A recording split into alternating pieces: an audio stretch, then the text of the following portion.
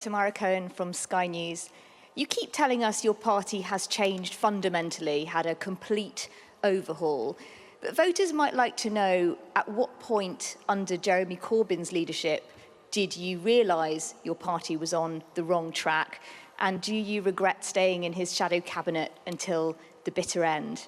And may I also ask on illegal migration, you've set out a different approach from the government's. Do you believe that approach will actually stop the boats, or do you think politicians shouldn't make promises of that nature? Tamara, thanks for being the first in to get two questions out of one. Just on the journey of the Labour Party, look, I think it is important to remember that I didn't vote for Jeremy Corbyn to be leader of our party in 2015 or 2016. In fact, of course, I resigned in 2016.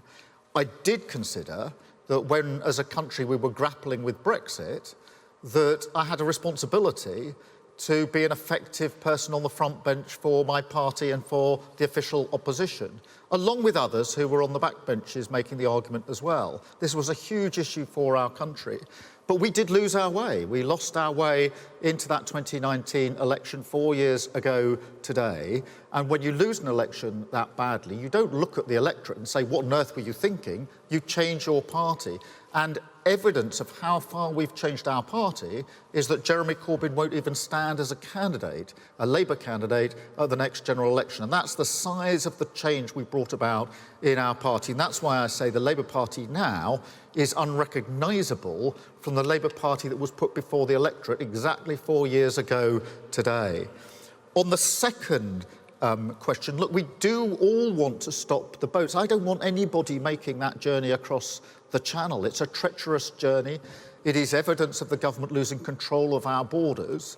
But what I've focused on is what are the practical ways in which you can actually achieve that, not what's a gimmick that furthers the cause of some within the Conservative Party to have a fight with their own party, because that's what's going on.